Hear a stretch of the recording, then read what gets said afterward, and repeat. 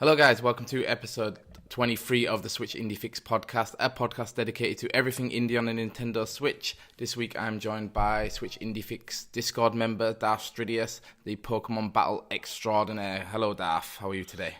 I'm doing very well, thank you.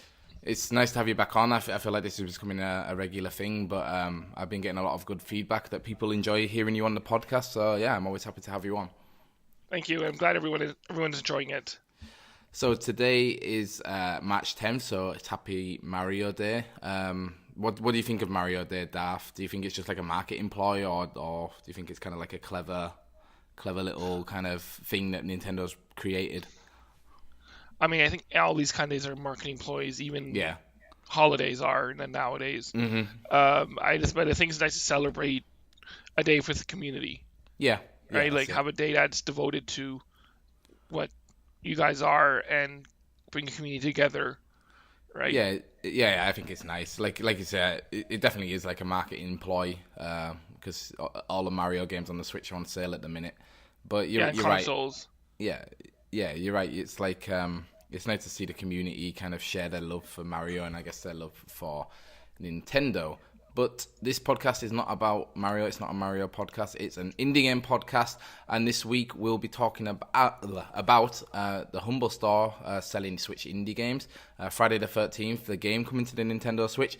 And I'm very excited to talk about our thoughts of Devolver Digital's Ape Out. Just a gentle reminder, guys, that we do need your questions. If you have any Nintendo or indie game related questions and want them to be read out on the show, head over to switchindiefix.com/SIF podcast and you can ask them there. Plus, if you're looking for a fun gaming community to join, why not check out the SIF Discord server? Just head over to switchindiefix.com/Discord to join. So let's get on with section one of the shows, which as always is the news. And there are... Let me check, hang on. 4 items on the list this week. That is how much, Staff? Not a baker's dozen. Half a baker's dozen, yeah. So, the first news, which we kind of said already, is that Humble Store starts selling indie games for the Switch. So, a few weeks ago, Nintendo and Humble announced that the Humble Store would be selling some first-party Nintendo games. Now the store has announced that they will also be selling third-party and indie games. Why, you might ask, is this important to indie games and why are we talking about it? Well, for us as content creators, it's important because it means we can now buy codes for games, which you couldn't do previously. You couldn't buy... the only way you could buy games was from the eShop, and you could only download them to your Nintendo Switch. You couldn't gift them to anyone. So this is important for content creators because it means it's much easier for us content creators to buy codes and give them away without having to go to an indie developer and beg them for a code. So kind of expect to see a flood of giveaways on your Twitter coming up, because I feel like I'm not the only person to have noticed the potential of this new update. Right now the indie games are limited to Wizard of Legend, Aegis Defenders, Bomber Crew, Human Fall Flat, Manuel Samuel, Pumped BMX Pro, Rogue Aces, Serial Cleaner, Smoke and Sacrifice, The Flame and the Flood, Wonder Song, and When Ski Lifts Go Wrong, which I don't know if you know, Daft, but I think they're all Humble published indie games. I definitely know Wizard of Legend is and Wonder Song is. Wonder Song is for sure, okay. Yeah, I think Flame in the Flood. So no, I don't think so, no? Because that's an old niche game. It's been out for a while. Flame in the Flood. It's been out since, it's been out. Publisher, and also When Ski Lifts Go Wrong is not published by Humble Bundle. I just looked now. Yeah, I should have really checked before. I think some are, and I think they have probably some they have deals with. Yeah, that must be it. So it is like limited now. There's also some third party games, like a lot of the 2K games are on there, like NBA 2K 18 and 19 and NBA WWE. No, not NBA. WWE 2K 18 and 19 are also on there, and a few other third parties. The problem is that the service is currently limited to the US, but Humble have been quoted as wanting to bring the service to more countries, and obviously there's only 1, 2, 3, 4, 5, 6, 7, 8, 9, 10, 11, 12, 13 games on there right now, 13 indie games. So I can see that growing over time. What do you think about this news story, Daff? Anything interesting? I mean, it's nice if they put these into like their monthly bundles. I mean, their bundles where you can get them for like a good price. Yeah. And some of these games are like quite good. I enjoy Wizard of Legend. Yeah, me too. Human Fall Flat is another game that's been around and it's pretty good indie game. I haven't played it, but you hear a lot of good things. Yeah. Wander Song is another one that I heard good things about. The Flame of the Flood is a really good survival game. Yeah. And once games go wrong, if you like in kind of like bridge constructors, you'll enjoy that one. Yeah, exactly. Yeah, that's it. Like I said, I mostly put it in because for the other content creators that listen to this podcast, it's kind of like a heads up for them. But you're right. Like if it becomes later down the line that the Humble Bundle has Switch games on it, I think that's going to be really cool to get like a lot of decent indie games on the cheap, pretty much. Especially if you're a person who buys your Switch for like the Marios and the Zeldas and it's like, well, I've not much on my Switch. This is a way to populate your Switch with games. Yeah, exactly. Yeah, that's it. Like I feel like overall Humble Bundle is like a good thing. Like I think I've only ever bought like 2 bundles off it before, and one of them was a Star Wars one. And the other one I can't remember. It might have been an indie bundle on Steam. And I don't think I've ever redeemed any of the codes. I just bought them because they were cheap. But like, like it's kind of fine. Like I think it's all charity based as well, right? Like whatever they earn after like netto, they donate it to charity. So it's kind of like a nice way for you to get some good games and support a good cause. You could choose usually who you want to support, but yeah. Ah, really? Okay. You can choose the Humble Store developers or the charity events that month. Okay. And you can choose how much you want to go to each of those. Okay. So all charity, all developers. Yeah. All right. That's quite an interesting way to share the profits then. Yeah. Yeah. Cool. So, story number 2 is Friday the 13th, the game Ultimate Slasher Switch Edition was announced last week, or maybe it was the week before, actually. But in a surprising announcement, Gun Media announced that Friday the 13th, the game would be coming to the Switch, including all of its previously released DLC, except for the Kickstarter reward tier Savini Jason character. David Nixon, Gun Media's director, quoted in Variety, "We are happy to bring Friday the 13th game to the Nintendo Switch with the help of our partners Black Tower and Nighthawk. The Nintendo Switch offers a unique experience in both social settings and on the go that we feel will work very well with the Friday the 13th game." It's surprising that the game was announced since Gun Media are currently in a legal battle with the original screenplay writer of the movies, Vincent Miller, and this is interesting because they're legally actually not allowed to add anything new to the game. This story kind of came out like earlier last year that basically there's like a pause on it because they aren't allowed to make anything new DLC. They are allowed to maintain the game, maintain the servers, and I guess what's surprising is they're allowed to release it on new platforms. So yeah, it's kind of an interesting story. Did you ever play Friday the 13th on the PlayStation or?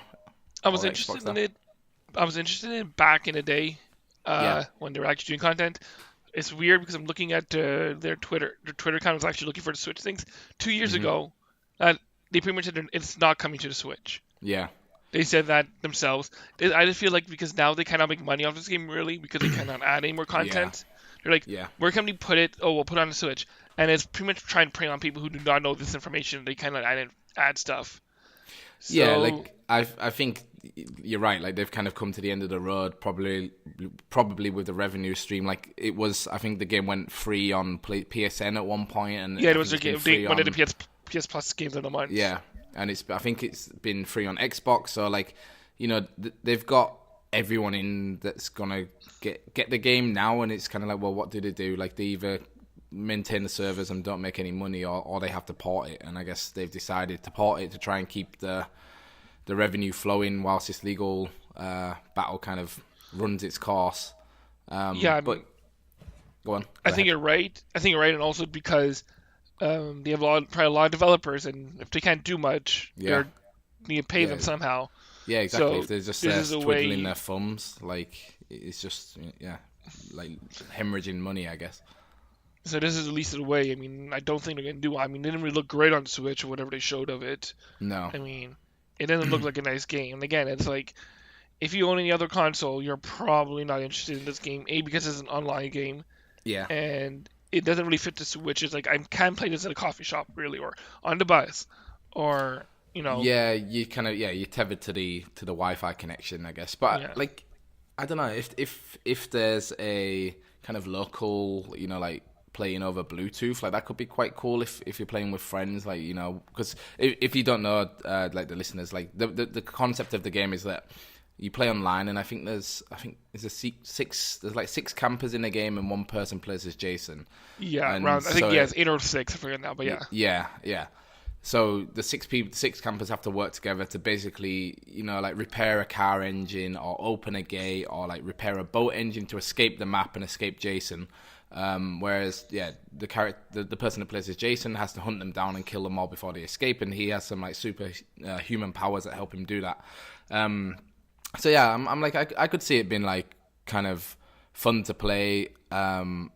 If you just sat in a circle with like 7 or 8 people just playing it together, and even like the online, like I think it would be a good community game to play for us, because depending what the online structure is like and how well it works, because even on like the PS4 and Xbox, like it was renowned for not being the most stable of games anyway. So I'm kind of like quietly optimistic about it coming to the Switch. Yeah, exactly. I mean, I'm interested, but I don't think it's going to. No, I think it's in the same boat as Dead by Daylight, I guess. Yeah, exactly. Where I guess the people that are really into it are going to buy it and download it and play it.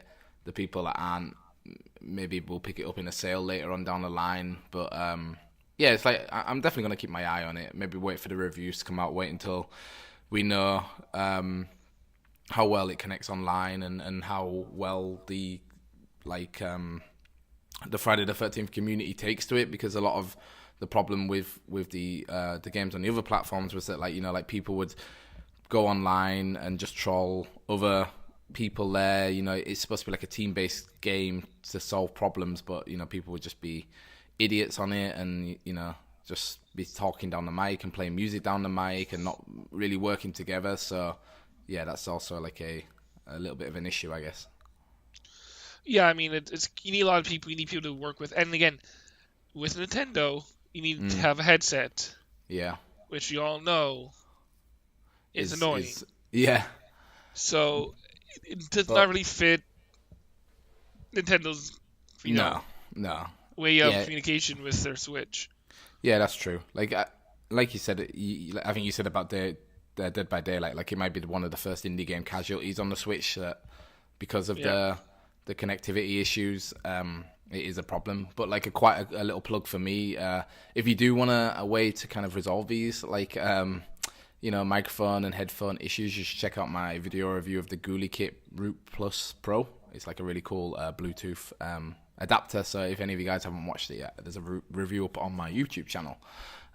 So yeah, that could go some way in helping battle these kind of mic and headphone issues that the Switch has. But wait, don't you have to go through your phone for online for headphones and mic? It depends on the game, I think. Because like some games have their own kind of like Fortnite, like you can just plug a microphone into the Switch and it has its own like two-way mic kind of system. I think there's another game that does it as well. Because I think it's rare. Like the Switch app, I think is mostly just used for first-party games where you want to play online and talk. Okay. But for third-party games, like usually they have their own kind of like servers and push-to-talk methods or whatever. Or you just use Discord. I got you. Okay, yeah, again, but Discord is hard to find. Like when you're playing with randos. That's true. That's true. Because I think with Friday the 13th, there's like you have to actually find like an item in the game to be able to chat with your the headphone. The walkie-talkie or something. Yeah, so I assume they have to have their own kind of like voice chat system in the game. So yeah, maybe I don't think you need the app. So story number 3 is Devolver Digital says Nintendo has been really fantastic with their indie efforts. This story comes from Raw Meat Cowboy at GoNintendo.com. With the Switch hitting its 2-year anniversary, countless indie devs have been speaking about their experiences with the platform. The Switch has been an indie haven, and fans have been scooping up those indie experiences left and right. Nintendo's push for indie content is bigger than ever on Switch, and multiple publishers/developers have noted just how big of a difference it is for Nintendo's old way of operating. Check out what Nigel Lowry, co-founder of publisher Devolver Digital, had to say about Nintendo's approach to indies in a time feature. So Nigel says, it became very clear when the Switch came out, Nintendo, who have been really fantastic since, had started reaching out aggressively. They were contacting us, other devs, other pubs, engaging with us at PAX and GDC, making a conscious effort to see what we were up to. And to this day, are pretty active in checking in to see what we have come in and working to promote our games side by side with their games, which is impressive to see. And yeah, I kind of put this in because it's been the 2-year birthday since the Switch, and it's, like looking back in hindsight, when the Switch was first announced, people were thinking, oh, this is like the end all and be all of Nintendo. Like if the Switch was a failure, then Nintendo would go third party and start publishing its games on other platforms. But like 2 years later, those people couldn't be any more wrong. Yeah. And I think one of those reasons is indie games. For me, I think the game that opened the floodgates was Golf Story. That was for sure one of the first big ones. Yeah, it was like one of the first games that they kind of showed in the direct. That it was like they were publicizing an indie game coming to the Switch, and I think it's still now it's an exclusive on the Switch. And since then, other indie devs have seen the success rate, and they've all kind of piled on board. Like I remember there was a while, even since I started Switch Indie Fix, where Devolver didn't have any games on the Switch, and then I think it was early last year they started porting them all over. So I guess everyone is doing really well on the Switch. Games, especially indie games like Golf Story, which has a very Nintendo vibe and look to them, will do well on a Nintendo console. Yeah. We just got to hope that these Nintendo keeps up with the indie games, not do what PlayStation did when PS4 came out. Yeah. Where PS4 was a haven for indie games, and they pushed indie games a lot at the beginning. Yeah. And then they just went very, very quiet. I kind of felt like with PlayStation, it was like a means to an end. Because in the early days of the PlayStation and I guess kind of with the Switch, there wasn't that many, first party titles. Like the Switch had Zelda and Mario, but a lot of the gaps were filled in by indie games, and that was the same with PlayStation. And now PlayStation, like Sony, has become this like first party god with all their first party games. Like they kind of don't need to rely on it as much, but I feel like it's nice to see Nintendo are still, like giving indie devs the kind of space they need to be successful on the platform. Yeah, one of the first indie games was Snipper Clips. Yeah, right? True. And that one was part of their like purchase, like their Switch presentation stuff, because it came out day and date with the Switch. Yeah. So like I think they published it, I think, right? Yeah, or they're like that. Yeah, they're also been developers. No, they helped develop it. So I guess okay. it's not really been indie, but the creators of it were indie. I think they just helped them to get it out the door, or probably helped them put it on the Switch. Maybe just they didn't know what the Switch yet when they were doing it. Yeah, well, I think it was a similar case with the sidebar that made Golf Story. Like they were developing the game for the Wii U originally, and they kind of pivoted when they saw the Wii U wasn't a success, and then I think Nintendo approached them and said, "Oh, look, we're making this. This is our new console. We want you to keep doing it for this." And they were like, "Yeah, okay," and they did it, and the rest is history, I guess. So, and our fourth and final story is Gris gets a free Undone update to celebrate 300,000 sales. So, gorgeous and artsy platformer Gris got a free update this week that lets players view the game's concept art and access unused tracks from the game's composer, the Berlinist. The release coincides with a current sale on the Nintendo eShop that means you can save 15% off if you go and buy it right now. Did you ever get around to playing Gris stuff? I never played it yet. I'm interested in it, but yeah, me too. Never played it. I'll be coming back around on the subject a bit later. Okay, then we won't speak about it too much then. Let's just move on to our news tidbits. So there are some, a little bits of kind of news that I didn't put in the main articles. But the first one is Devolver Digital have released a video on their YouTube channel called Ape Out Reactive Music System that goes into more detail how the procedurally generated soundtrack of Ape Out actually works. This is just a heads up if you've got the game or you're interested in the game. It's a really short video just talking about how it works and like really quickly, because I don't want to go into too much because we're going to be talking about Ape Out in a minute.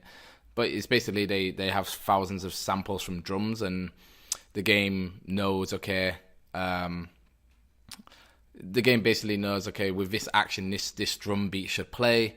And as the game realizes that the tension is picking up because the more kills you get, the faster pace the drumming gets and stuff. And it's all procedurally generated, so it just reflects the actions you're taking in the game. And I think this soundtrack is awesome in Ape Out. And the final little tidbit is PlayAsia and East Asia Soft announced that Paddlebox will be getting a limited edition physical copy, and the pre-orders are open on March 7th.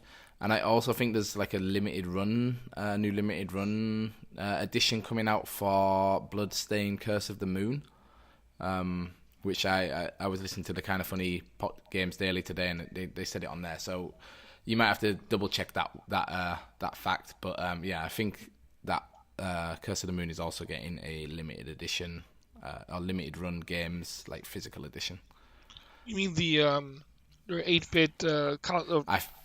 I think it's that one, yeah. Yes, it is, because the other one's the name escapes me, but yeah, that was a very fun game. It always escapes me as well, the name of the real kind of game. But Curse of the Moon is really good. Yeah, I think you spoke about it on another podcast. I can't remember when. But so that was our news stories this week. Let us know what you thought of the news. Will you be picking up Gris now that it's on sale? Or are you going to be checking out Friday the 13th, the game, when it comes out? And if so, let me know, because if enough people are interested in it, I would love to do like a community game and watch or game and play night together on the Switch IndieFix Discord server. So section 2 is the conversation portion, and we're going to be talking about what we've been playing this week. I've actually been playing quite a lot, and one game I know we've both been playing is Ape Out. So Darth, take it away. What is your impression / review / ideas about Ape Out? It's a phenomenal game. Very simple mechanically. Pretty much the two joysticks and the thumb LR and what is it? Switch? The bumper buttons. ZR, right? The bumper buttons. Yeah, exactly. ZR and CL. You don't even have to use one of the joysticks. I didn't really use it much. Uh-huh. You can to aim, but not needed. The music. The music's phenomenal. It has a nice drum beat, and every time you kill someone, there's like cymbals that come in or horn. Right, like it's just like phenomenal. Yeah. It's like it kind of starts off the soundtrack like every level. It starts off it's just silence. Yeah, and then it's like hear the drum beat. Yeah, and then a drum beat will start, and then from your first kill, like it just kind of builds like the tension in the level, I think, which I think is really cool. Like you kind of waiting to find someone to kill just to like unleash the carnage of what the game is. Like I think the game, like, it feels like an attack on your senses at times. Yeah. Like, because the art style is so kind of, I would say it's very like, it's very unique and very like artsy, like, and like self-aware of what it is. And there's a lot of it is the backgrounds are based in like a darker color, and then there's like splashes of these really bright bold colors on top. But then it also the art style, not the style, but what would you call it? Kind of like the colors then change. So like there'll be one bit where it's like a nighttime, so it's like really all dark purples. Yeah, and you see the lights of like the exactly around. Yeah. Or when the alarm goes off, it's like red and everything goes white. All the other objects are white. The art is fantastic. The music that goes out with it is really good. The game gets progressively harder, where like the first two worlds you can pretty much just run through it and not worry about it. Just like run, grab guys, kill them how you want. Mm-hmm. And then like later on, it's like, okay, well maybe I need to be more strategic. Yeah, exactly. It's not like it has that very much the Hotline Miami vibe, but without the idea of planning your next move. Where in Hotline Miami is you can see the room next to you and be like, okay, there's like one guy there. Yeah. I'll wait for him to come close to the door, then open the door, hit him, grab his weapon. The guy's gonna come in, shoot him, and do this. And once you don't see the guys, you pretty much run into them. And some guys will run away from you. Some guys will shoot you. And then depending on what weapon they have, you by their look, you know which right away what kind of bad guy it is. It's like, well, the shotgun guy, I have to go after him because if he shoots, I'm pretty much dead unless I can get behind an object. Let him circle me, I get behind an object, let him shoot, and then run up and grab him. If it was like a sniper, he takes a while to shoot, so you can probably grab him or something, or push him away, give him a second. And then like, when you kill a guy, you can grab their arms and use it to throw it to stun them for a second, to grab them. Like, the way they do it is so well done. I got stuck in one level because I didn't realize how to get to the end point where it was and how to get to it. Maybe I didn't see it, or maybe it was something else. But yeah, the game's phenomenal. It's not long at all. It's 4 hours, I would say, if you it depends how good you are, I think.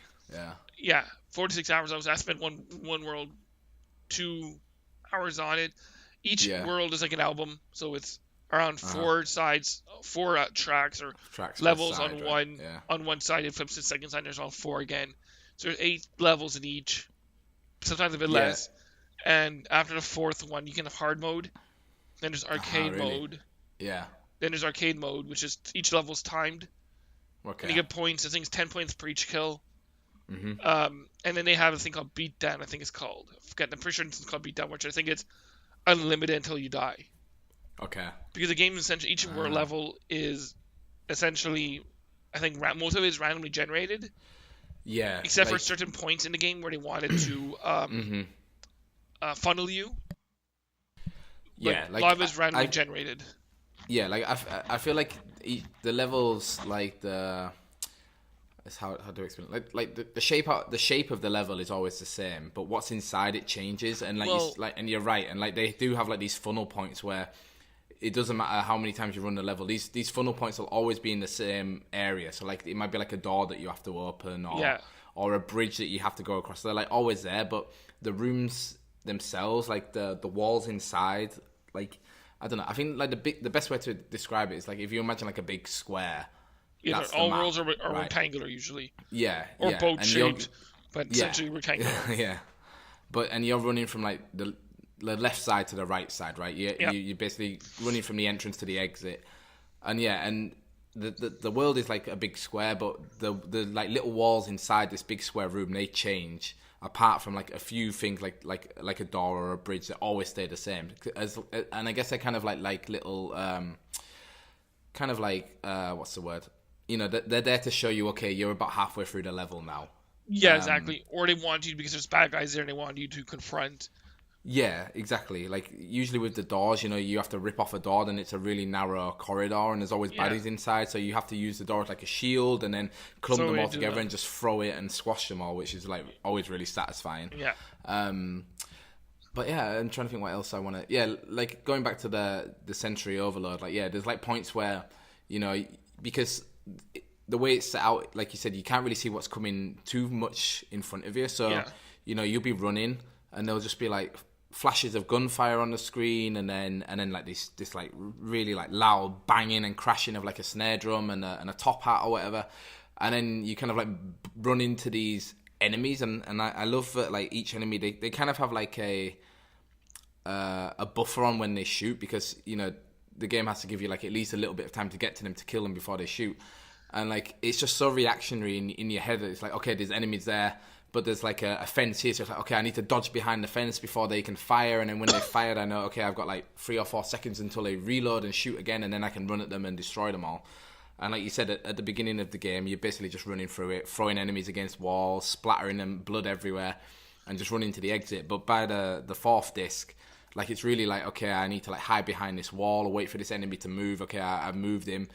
And like the map becomes a lot bigger. So there's a lot, I keep finding there's a lot of less obstacles to actually throw enemies into. So, you know, you throw them and then they just kind of get thrown over like a car park. And then they're kind of stunned for a little bit, and then they can come back and shoot you again. So like my method now is like whenever I have an enemy, I always grab them first and then aim and throw them into a wall because I want them dead and out of the way. Yeah, I mean, and like, and I was just gonna say like I kind of disagree with you. Like I feel like you need to use both joysticks because when you push them both in the same direction, like the ape gets faster.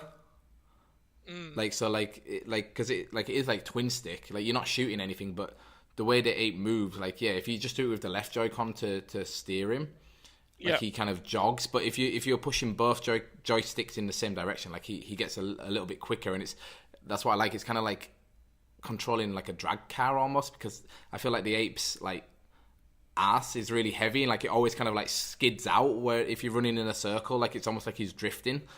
And like I find it really interesting to control him, and I think it's a really great game, really addictive, really like you die and it loads you back in straight away. And when you die, they show you like how you went, which is cool too. Yeah, right? Like and also like the how to show you, because essentially you have 3 lives. You die on the 3rd time you get hit. Yeah. But how to show you your blood, like how big your blood drops are, shows how much you got hit. Which is smart. And a lot of times the deaths you get are fair, like you realize what you did wrong. Yeah. Sometimes it's like you saw you didn't see the gunner because he was off screen, but like most of the time it's like, oh, I should have done this, or I should have grabbed him. And when you grabbed the enemy, they'll fire, so you can kind of use them as like to kill other enemies before throwing them. Depending on which enemy it is, like the machine gun guy is really good because you can grab him and he'll just like pretty much like unload his whole like magazine. Like the shotgun guy is 1 shot, so it's like you let him shoot and you throw him, and kill him hopefully, because you don't, then it gets a bit annoying because he can kill you back. I hope there'll be extra level. I hope you'll have DLC for extra levels, because in the last level they introduced a different kind of mechanic, which I found cool. What do you mean, like the rocket guy? No, he added a different way to like helpers essentially. Okay. You're running through a zoo. Okay. And like you can unleash the other animals on the enemies. You have to. Like I went through and I was trying to do it myself, and I was getting killed because there's one point where there's like too many enemies. So the idea was like, let me go forward, break a few to places, like bring an army with me. Yeah.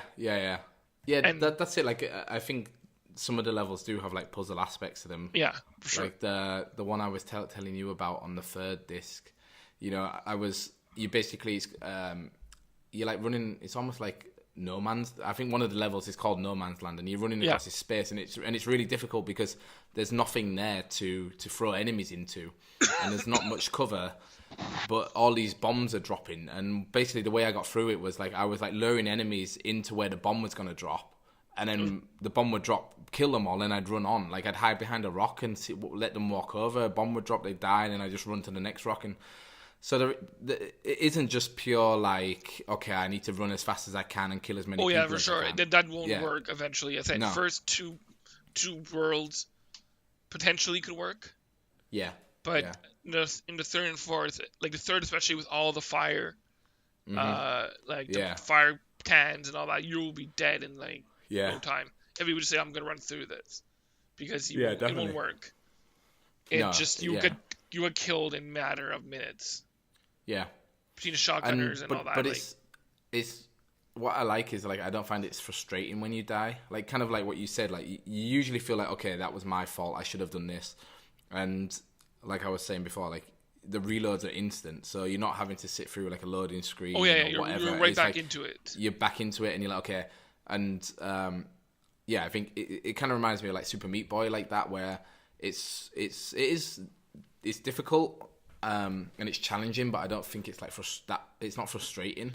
And because the world is a bit randomly generated, it's not as like oh, I gotta do this all over again. Okay, let me redo all my path again to get there, right? Because your path is gone essentially. Yeah, it's not like Super Meat Boy where it's like you know what you have to do and you keep doing the same thing and you screw up, you need to do the same thing again and try to get the right jump. Here it's like, okay, well I died and I know what bad guys are here, what kind of bad guys are here, but like I found sometimes annoying in some levels where like because the bad guy placement is also random, they'll place a guy right at the beginning sometimes, and they can shoot you. And it's like, depending on how you come out of the entrance, could be really Yeah, annoying. because some entrances are like funnels as well, where I feel like they funnel you into a point, and if there's a guy stood there, you're like, okay, well, just kill me and let's restart the level, because it's a bit unfair. And like sometimes I think some of the shooting is quite like, because a lot of them, especially the guys with the rifle and the guys with the shotgun, it's like if they're aiming at you and you don't have any cover, it's like you're gonna get hit. Like, there's not a lot you can do to dodge. Like it's really like, okay, you just got to take a hit and keep moving, because like I kind of wish like maybe there was a dodge roll in it where it was on like a timer where you can do it like once or twice every level, because there's like some points where, you know, like I'll be doing really well, I'll run into a room and kind of like react, and it might be that like I go to push a guy and my ape misses, and I'm like, okay, well, I need to run away, and it's like you just have no chance. Like it's so kind of like a sniper shot like hit that you can't like serpentine and try and dodge it. Like it's really like whatever it does, it's gonna hit you, and you just gotta take it or try and get behind cover. Yeah, that's like, kind of like my only bit of criticism about the game. Yeah, you gotta like you walk out and it's like, oh, maybe I should grab the guy first, but promise you move so slow when you have a guy like holding a guy, right? And like that's the time when you have to, like when you walk into open room, it's like there's 4 guys there. It's like, well, I'm probably doomed here because I can grab one maybe, but then the others are gonna shoot me by the time I get to him. Yeah, like there's some cases where, you know, you burst into like a tiny room and there's 4 guys with shotguns in there. Oh God. And like the shotguns, they have like a wide spread, so it's like unless you can stand behind something and wait for them all to shoot, it's like, yeah, well, what am I supposed to do? Like I'm dead. Like there's nothing, and that's like the only times where it does get a bit frustrating, where you might have had like a perfect run all the way to like the last quarter of the map, and then all of a sudden you walk into a room with like 3 shotgun guys and a machine gun guy, and you're just like, oh well, I'm dead. So yeah, especially if you're not in a place where you can grab them. Yeah. Because if you can grab one of them and he shoots, kills one, and you throw them into the others, like, boom. That's a fun gameplay mechanic. It's like that. Okay, let me grab him, let him shoot. I'll throw him into the other crowd. They'll get stunned for a second. I can run up to them and I'll push them to the wall and kill them. Right? Like. Yeah, like it is like, again, it goes back to that strategy, and like I said, it's just like reaction. Like you just have to react and it kind of becomes almost like a rhythm game, I think, sometimes. Yeah. Where you're not even thinking, like you would just, it's like muscle memory, and you're just doing, your brain is already like a step ahead of your body sometimes, and it's like, okay, I need to grab this guy, aim him at this guy, shoot him, throw him into this other guy, and then run into the next room, like, which I really love. Like, yeah, I'm on the sixth track of of disc 4. Is disc 4 the final disc? Yeah, you have 2 levels to go. You have that one. The one you're on right now is the one I got stuck on for a very long time. I said, and I think the last album I got 236 deaths. Spent 2 hours and something minutes on it. I'm sure the majority of it was in that level. Okay. I could not find the ending for my life. I'm not sure if I had to break something, and that's how I found it. But, it took me a long time, that one, but it was fun. But that level is really hard because, again, it has everything. It's like you're on a boat with a lot of we don't call them like shipping crates. Yeah. Right, and some you can go through, some you can go in and break the doors open. It's like, okay, let me wait for this guy to close. I'll break the door open. It'll squish them, and I can run through. And then like, you get into the open area. There's like 5 guys, and it's like, okay, let me run back. And then like run around the other way. And like rocket launcher guys, you can usually try to dodge the bullet because they're slower bullets, and you can like you can, if you keep arching, they'll miss you.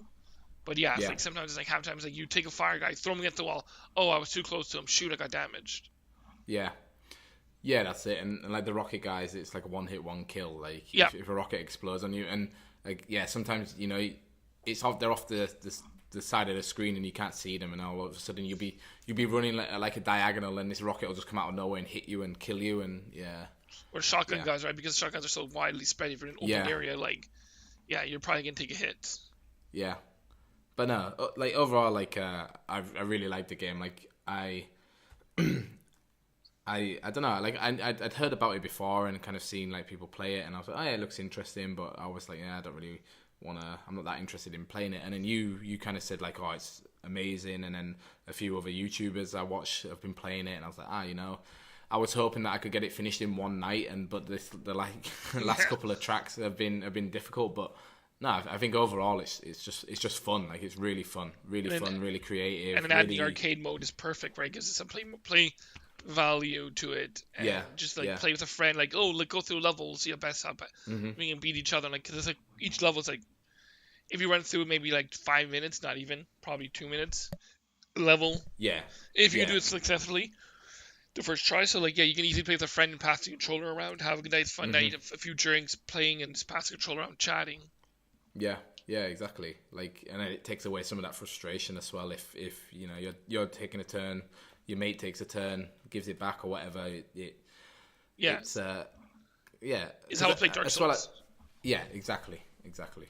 Good. So that was our kind of impression / review of Ape Out. There will be a review going up on the website switchindiefix.com at some point in the future, so keep an eye out on that if you want to hear our more concise thoughts about the game.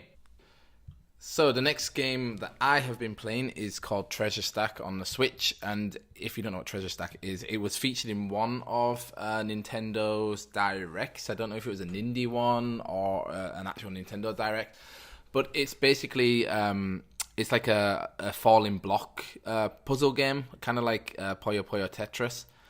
So basically blocks, which in this game are chests, they fall in twos, like they're always one chest on top of the other, and they're all a variety of colours. They drop from the sky, and basically you play as a character at the bottom of the kind of rectangle, and your job is basically to take the chests, put them in order, so you want to put them like in, I guess, you know, like colours, and try and get as many colours touching as you can, and then mixed in with the chest are also keys that drop from the ceiling, so you have to kind of then take the right colour key, so like a brown key, and put it to the brown chest. You also have like a grappling hook that you can use to pull chest out of the sky and keys out of the sky to do it a bit quicker. And you also have like a jump mechanic, so when you're along the bottom, you can basically jump over blocks and stuff and pick them up and move them. And obviously, like, the more chests you have touching that are the same color, the more points you get. It clears like rows out of the way, and then you basically trying to get like a top score. There's also like a junk system that places like a horizontal line over your chest, so like these concrete blocks will appear over the top level of the chest, which basically closes them off for more chests, like creating bigger combos, because if chests don't touch, then you can't open them all at the same time. So you have to kind of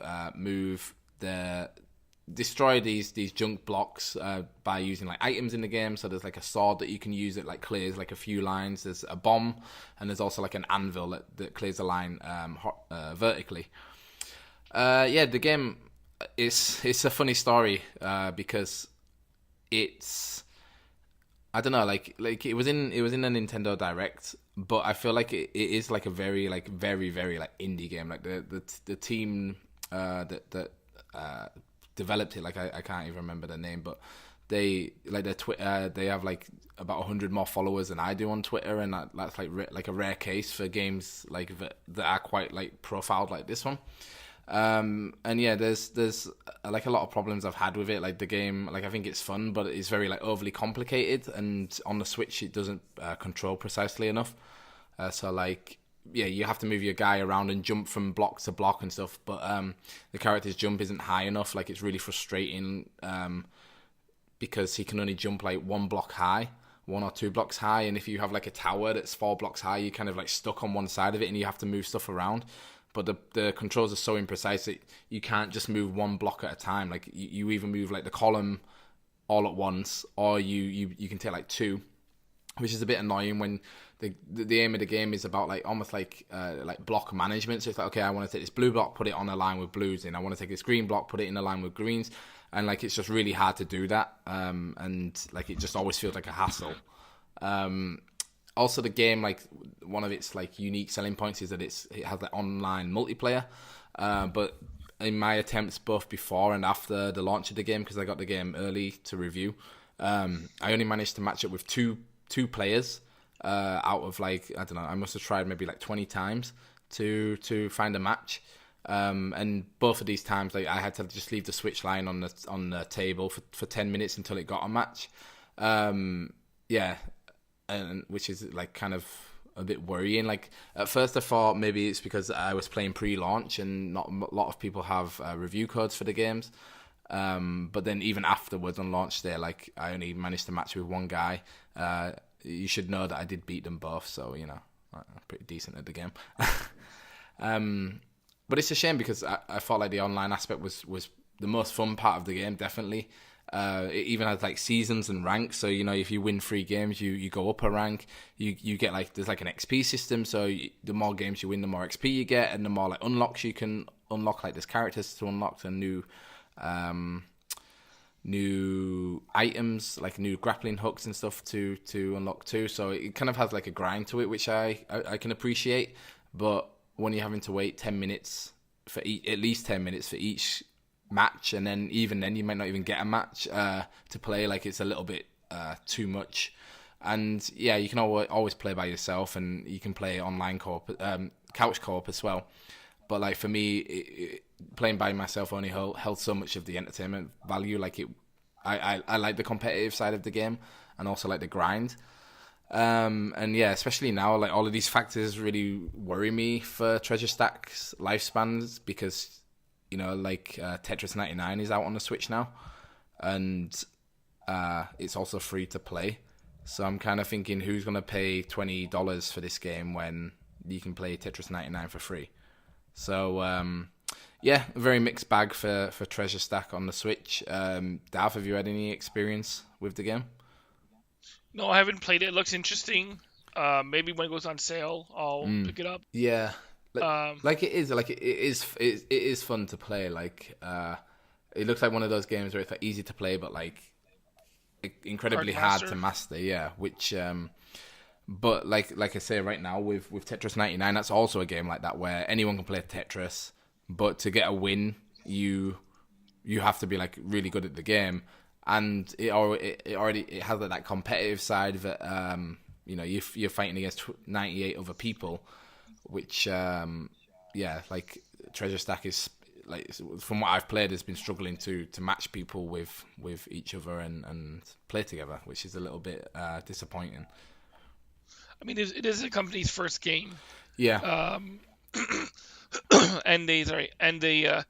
it's nice seeing putting a twist onto a well-known type of game, which is like, that's nice. Just one thing that's nice about indie games, they take these risks. Yeah, definitely. Right? They take these challenges, and hopefully, like, they don't feel burnt out because it's like, well, we did this something new, but it didn't really get picked up, so we're just gonna go to something more generic next time. Yeah, so hopefully that's true. They continue working on these, adding interesting mechanics. Yeah.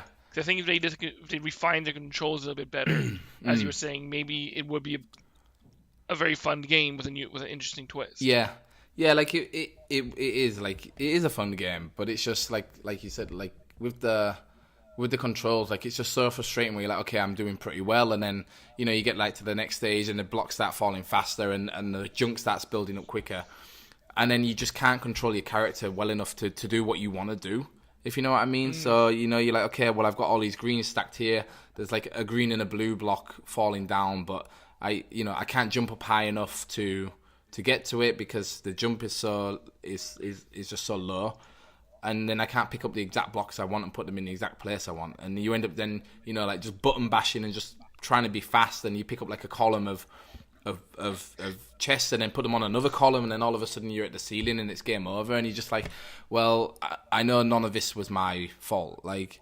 like with Tetris 99, when you lose a game, you're like, okay, yeah, I didn't play well enough, or I put this block in the wrong place. Whereas with Treasure Stack, like every game, I kind of felt like, well, if I could control the game better, like I would have lasted, like I might not have won the game or whatever, but I would have lasted longer than I did. You played on Joy-Con? Was it Joy-Cons? I was playing in handheld mode, yeah. I mean, like, I think with Tetris 99, people have been complaining about the Pro Controller. Yeah. On the Pro Controller, right? Yeah. Not on the Joy-Con, yeah, I think, on the, because with Tetris 99, you use the analog stick to choose which kind of who you want to attack, and people were saying that the top of the D-pad and the analog stick are too close together, so when you were pressing one, you were accidentally causing the other one to like, if you were pressing down on the joystick, like it was causing the up button to press on the D-pad or something, and the up button is like a hard drop on Tetris, so people were putting blocks in the wrong places all the time. Yeah.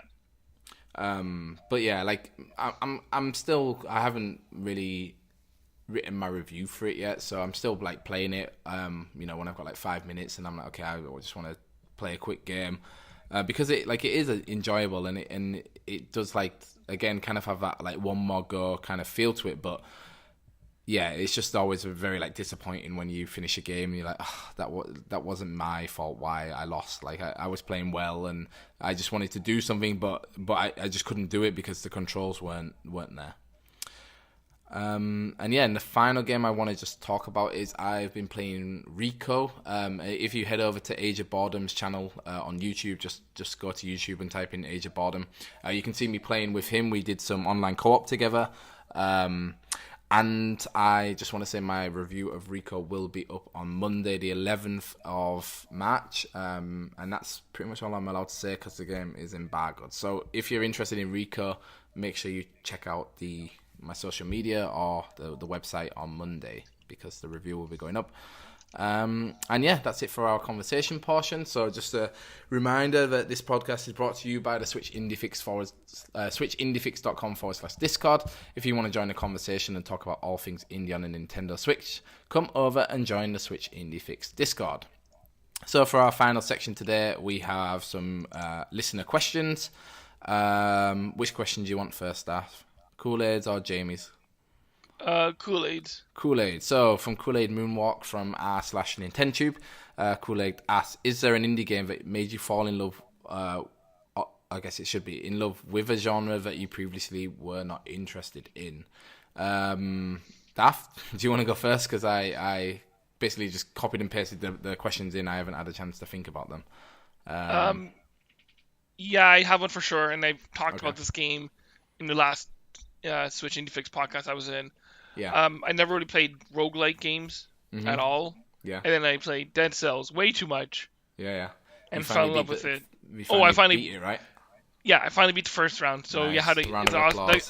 I love that game because when you beat it the first time, they give you I think it's called the boss cell or whatever. You get like the boss's cell, and then you can put it in, and that makes the game harder. And then you have to do that run. You beat the game again, you get another cell, and it makes the game again harder. Yeah, I think there's like 4 different cells you can put in the game and to make it harder. I know at PAX East, which is the end of this month, they're showing off their free DLC content. So I'm interested in seeing what they're gonna do there. No, but like roguelike was a game where it's like, I don't want to keep dying and then redoing, the same thing over again, starting from not like. But Dead Cells, I fell in love with, and I love that game. So I'm more interested now in roguelikes for sure going in the future. Yeah, I feel like the game I'm kind of thinking of now off the top of my head is similar. It's like The Binding of Isaac. Because like I remember the first time I ever Googled what The Binding of Isaac was, and I was like, I don't understand why people are playing this game. Like, it's like hand-drawn art style, and it's kind of like looks like the old Zelda games, and I was like, yeah, what's the appeal? But then that idea of, okay, it's like an endless loop where you can just, in theory, if you wanted to, you could just play the game forever, and every run would be different because there's different items that show up, and different maps and different enemies, and synergy between items. Yeah, exactly, and that's the same for me. Is like that opened my eyes to roguelike games, and I feel like now The Binding of Isaac it's been so like influential on so many indie games, whereas where now I feel like every indie game, or not every, but a lot of indie games have some procedurally generated aspect to them or some like roguelike mechanic to them. And last month I reviewed Away Journey to the Unexpected, and that had like a kind of surprising roguelike mechanic to it, and I felt like it was in a genre that it didn't really suit that well. So we're kind of getting to the point now where you had like these great games like Dead Cells and like Wizard of Legend and like which is also a really good game. Yeah, or even like Slay the Spire, where it's a card, like a roguelike procedurally generated card game, yeah. But which now I'm waiting we're for to get on Switch. Yeah, I can't wait either. If you guys want to see like some really cool artwork, you should go to, I think, is it the Switch Player magazine, and look at their cover for this month. Like it's like they're doing like a feature on like indie games, and it's like it's the, what's he called? Is he the warrior from Slay the Spire? And he's holding like a handful of cards, and on each card is like a different indie game. Looks really, really cool. Like whoever the artist is did a really awesome job. So yeah, like I think Binding of Isaac definitely opened up my eyes to that. What other games can I think of? Genres of games from indie games. Yeah, I guess maybe like Metroidvanias as well was like a game a genre of games I never played until I got my Switch, and the first game that showed like opened my eyes to that was Shantae Half Genie Hero, where I think it takes like a Metroidvania, because sometimes I think Metroidvanias, they can be quite like dark and gritty and difficult because they're based on Metroid and Castlevania. But Shantae, like, it was this like really colourful, like whimsical kind of like anime story, and instead of having different weapons that opened up doors in the world, you had like these different dance moves that turned you into different animals, and it was just like a game where, like, if I was playing on the PlayStation, like, it's a game I would have platinum, because there's kind of like a collectathon aspect to it, and the loop of going back through the levels again and opening up new doors and new passages to find new items was like really appealing to me. And since then, like, again, I don't think this game influenced Metroidvanias on the Switch, but we have games on the Switch like Dead Cells, which has like a Metroidvania aspect to it, and Hollow Knight, and yeah, like there's a lot on the Switch now. Like I'd say, like Metroidvanias and roguelikes are the big kind of two genres that and like 2D platformers are the genres that the Switch is like full of, and which is something I'm quite happy about. So yeah, and then the final question for today comes from Jamie, and he asks, if someone dropped a $20 eShop gift card into your lap, if someone dropped a $20 eShop gift card into your lap, what indie game or indie games would you buy with it? So $20, Darth. What would you go and buy with it? Well, maybe Gree, because on sale under $20 right now. Mm-hmm. Yeah. Good shout. I was thinking West of Loathing. West of Loathing, yeah, another great game. Another one I haven't played, but I'm interested in. Yeah, it's a really good game. It's on sale quite often as well. SteamWorld Heist, which is on sale today, actually. This was one game, SteamWorld Quest, like, I guess, well, SteamWorld Dig was like $20 as well, so I guess SteamWorld Quest is going to probably be the same price, and I'm like, for some reason, it's just a game that I just wish I could play right now. Yeah, it looks like I don't even know why. Like, when I first saw it, I was kind of a bit like, oh no, they're gonna. It's like a card game, and there's gonna be microtransactions where you buy the cards. But I think like the devs are just really open with it and really honest, and they're like, no, there's not gonna be any microtransactions. You just buy the game, and we just wanted to build like an RPG based on cards. And like the art that comes out of it, and like the dev talks that they're doing, I'm just like, oh my god, this game looks like great. Like, I can't wait to play it, and it's just kind of snuck up on me, like, where I'm like, okay, I can't wait to play SteamWorld Quest.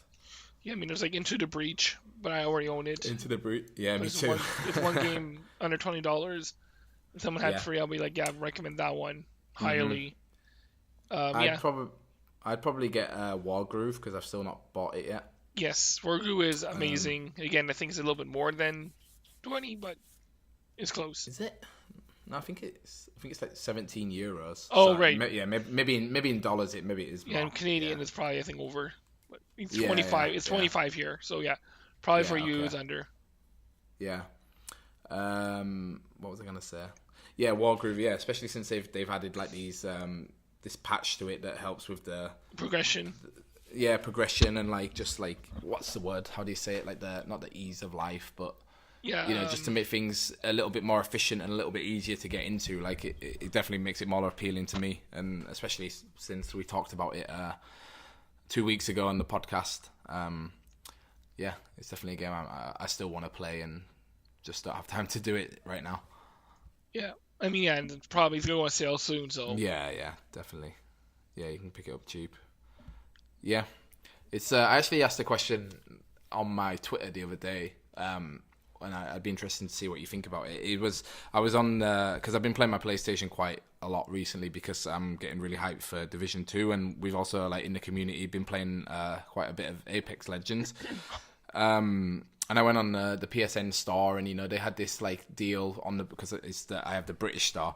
It was like games under £4, and there were so many indie games on there that on the Switch are still retailing for like $14.99 or $19.99 because they've only recently come to the Switch, whereas they've been on the PlayStation for 2 or 3 years. And I was thinking, like, do you think we'll ever get to a point where indie games are that cheap on the Switch, like mainstay, like a Steam World Dig 2? Do you ever think we'll see the point where Steam World Dig 2 will be like 90% off on the Switch? You mean? Or do you think, like, I just mean, do you think like because the indie games are selling so well, do the devs need to slash the prices that much, or do Nintendo need to slash the prices that much to get to sell more copies?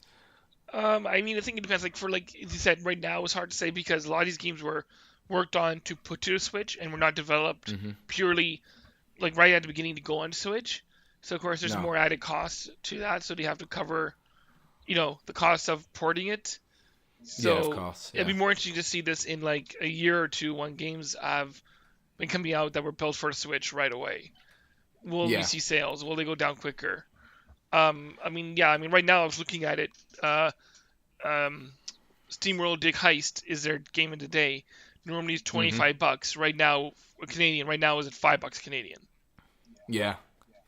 So they do have some sales that go really low. Yeah, they definitely do. Like Crypt of the Necrodancer is always one that's about 80% off, like down to in euros. It's always down to like $3.99. And there's like one game, I think it's called Escape from Doodle Land, which is relatively new, and it's like this like hand-drawn 2D platformer. I think it was created by this one woman made it all, and like that's always on sale for like 90% off. Like I don't know why, because it's quite new. I don't know if there's some like issues or it's not selling well. But like I think it's on sale right now on the European Switch shop for like 99 cents. So it definitely does happen. I just think it's on PlayStation, like they have like these curated sales where it's like, oh yeah, games under, like right now they've got 4 sales on at the minute. It's like games under £4, games under £13, games up to 60% off, and then games up to 70% off. And I'm like, I wonder if we'll ever see those kind of curated lists on the eShop for games on sale. Maybe when the eShop has better curate. Like right now, the search for the eShop is not that great as like games on deals and stuff. So like maybe there are games like that we see on sale cheap, but we don't see them because they're buried in all the games that are on sale, right? Like yeah. Like I'm looking right now. That's why on games on sale right now, and there's like a lot of games on sale, right? Like there's loads. Yeah. So it's like it may be covered like PlayStation's curating them, like, hey, these are the games that are this price, right? Yeah. That's might be like an idea for. Like for me, like I always do these. I do like those lists where it's like you can buy 10 indie games for the price of one AAA or something, and maybe I should start doing that where it's like, okay, all these games are under $5. All the games on sale right now under $5. All the games on sale right now under $10. Like that might be like a good like stand-in for Nintendo not doing it. Well, yeah, because it's like some games that are like big indie games that I know of that are like, or not even indie games that are like Valiant Hearts, The Great War, which is not really indie, but like it's indie looking, and it's part of like the Ubisoft Arts, which is more of their indie game studio, which is 50% off right now, right? Like there's games that again, if you need to go through all these games to find it, like I'm on their site, I had to open up their second page to find that game, right? So if you're just looking quickly, going through the first page is like, Yeah, well, that's it. Even with the Nintendo games, like I don't know about right now, but or on the Canadian eShop. But like this morning, I was looking, and I think Mario vs Rabbids or Mario and Rabbids Kingdom Battle was at it was at the top. Yeah. But like I couldn't find Mario Odyssey or Mario Mario what's it called, U Deluxe or whatever. So even like Nintendo games are getting buried in their own. Well, actually, no, I don't think that game's on sale. No, I thought it was like the bundles are 40% off. The bundle. The bundles are. I'm pretty sure. I think it's the bundles they're selling they're cheaper with Mario games because right now, I don't see those. But yeah, it's the bundles that they're making it cheaper. Yeah. But yeah, I think Odyssey and Mario Tennis, like Mario Party, and they're all like the same price. But yeah, but again, it's hard to tell because they put them in weird locations. I think we need to see better curation of the eShop. And I think it'd be nice, especially with so many indie games coming out, where, they really put their well-known indie games on high profile, but like all of it needs to just be like, swept under the rug. Like I was looking today. There was like one game called Find the Golden Duck. 1 to 4 players, and that was like the name of the game. And you're just thinking, who's gonna buy this? Like, I imagine if it was on on a mobile store for free, like someone might download it. But I'm like, yeah, like really, like, and even like the artwork was just like a black background with a picture of a rubber duck, and you're like, does this game need to be on the Switch? But yeah. Anyway, let's going back to James' question, if anyone has $20 on eShop, knowing what to buy, Ape Out is under $20. Yeah, that's actually a great shout. Like, I think if I hadn't already got it, I would definitely suggest getting Ape Out. I think it's in the EU one. It's like $15, €15. So yeah, great shout there, Daph. Because I think you have a lot of playtime for that game. You can play that game pretty much. Yeah, and a short level, so perfect for the game on the go. So I think that rounds up episode 23 of the Switch Indie Fix podcast. So I want to thank everyone for tuning in and consuming the podcast wherever you watch and or listen to it. Daph, do you want to give yourself a quick plug? Where can guys find you on Twitter? You can find me on the Discord of Lot. So I'm there pretty much Daph is every day interacting with people there. And on Twitter at Darstudious. Yeah, and the Discord, I feel like it's getting really like... It's growing quite a lot recently, which I really like. Like we're getting new people joining and more people are talking, which I think is really nice. It's growing, but like it was been growing, but a lot of people to join in. We hear say hello and then you don't talk. Yeah, right. But I feel like more people are joining and interacting. Yeah, which is exactly what I want. There's nothing that makes me happier than going to bed on a night. And then the next morning, waking up and there's in the general discussion or the games discussion or whatever, 100 messages, and I'm like, oh, it's really cool. Like people are just talking without me, because when I first started the Discord, it was like, okay, you kind of feel like you have to reply to everyone, but now it's kind of nice to be like, oh, we have a good group of people there that like to talk to each other and like to play games with each other. Like that's what's been cool about playing Apex together and stuff. Like, people are down to play it, and it's easy to jump on. And and Daph just typed in the Discord chat anyone up for Apex later. So yeah, it's always there's always something going on there. The podcast will go up on Apple Podcasts, Spotify, and YouTube as soon as I can after the show. Please be sure to review it wherever you can.